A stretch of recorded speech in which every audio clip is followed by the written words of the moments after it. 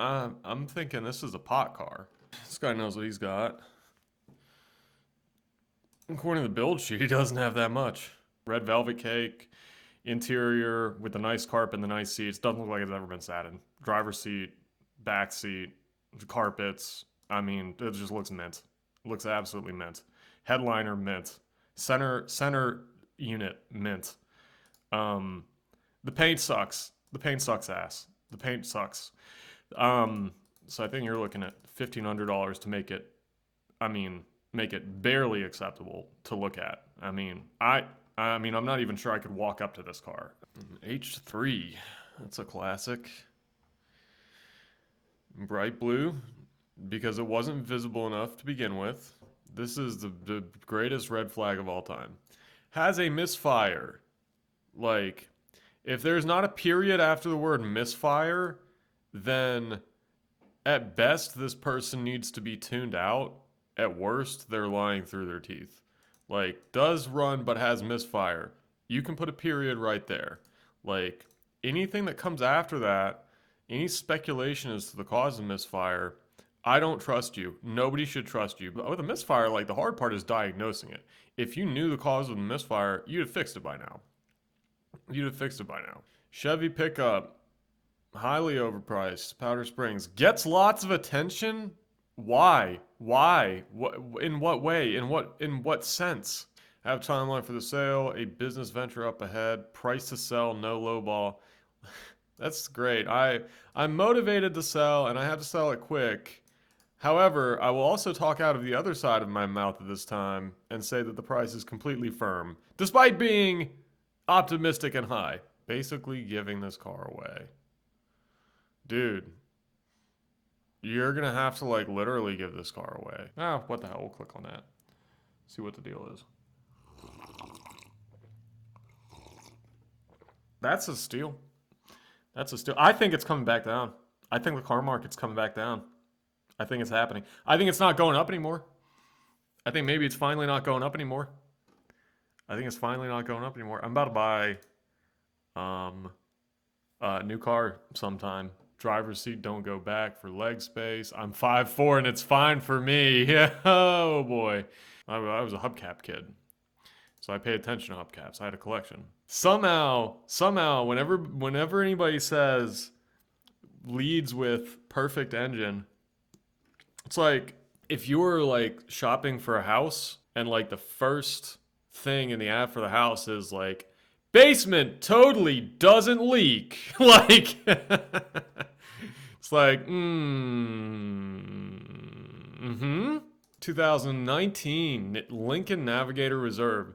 $65,000 is an absolutely beautiful vehicle. Without a V8 engine, it's worthless to me. I mean, look at this. This is just the epitome of excess and luxury and bigness. And it's like, you do all this and then you don't have a V. I mean, dude, it's beautiful. I mean, this is an amazing vehicle. This is like the epitome of American luxury. And then you're going to put a V6 in it? Yeah, no thanks. So I'm assuming that this car comes with roughly $5,600 worth of gold bullion under the front seat. He's got a warranty from an additive company. Like, that's like one of those warranties that they advertise using, like, Ice-T from Law and Order on daytime television. Like, that does, I can't imagine. Like, last time I checked, the law of Mercedes S-Classes is basically, it costs $100 and some thousand brand new. And then as soon as you drive it off the lot, it's worth $7,900. Like, that's how I thought those cars worked. Chrysler, Sebring. No, not Sebring. They called it something else then. The LeBaron. 82,000 original miles. They didn't even bother to change the hubcaps from the minivan. I think these are the same hubcaps from the Chrysler minivan at the time.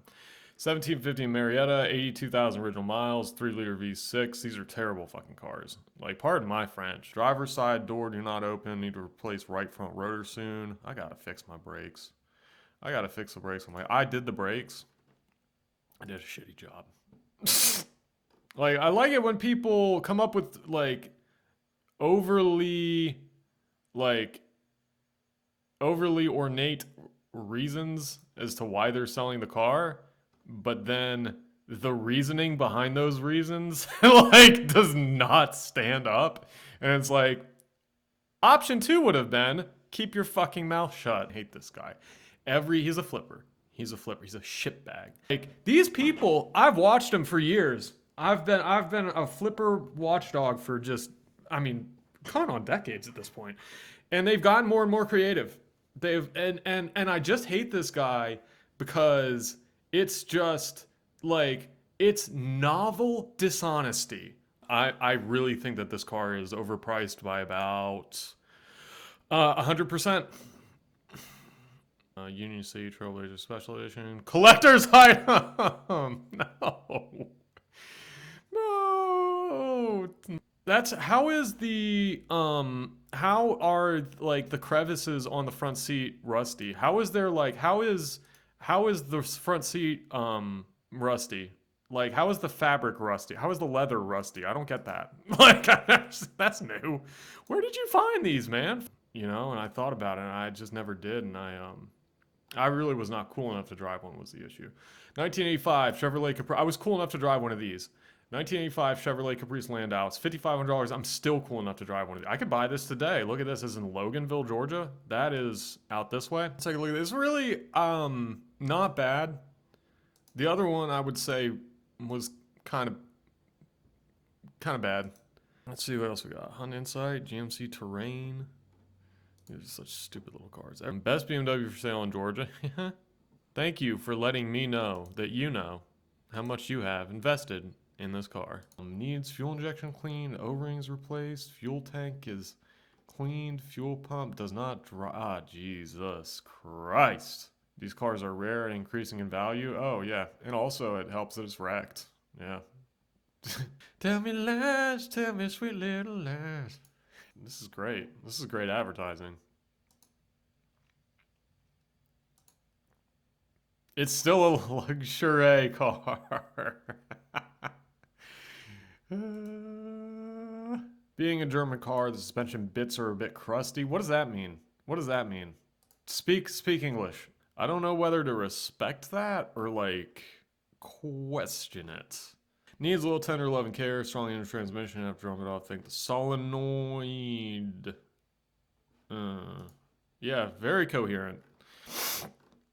Great sentence. Great sentence. It is a hideous vehicle. It is fucking, it looks like a little really just fucking fire truck with Down syndrome and fucking dwarfism. Shit, I gotta shut my mouth.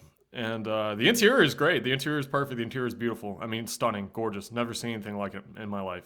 Fucking, I think that you scanned Craigslist or Facebook or, and it's fuel injected, by the way. Fuel injected. Fuel injected 470 area code. Is that like the new Atlanta area code? Yeah, this is the new Atlanta area code. So I already don't trust you. 470 area code? No. Come back with a 678 or a 770.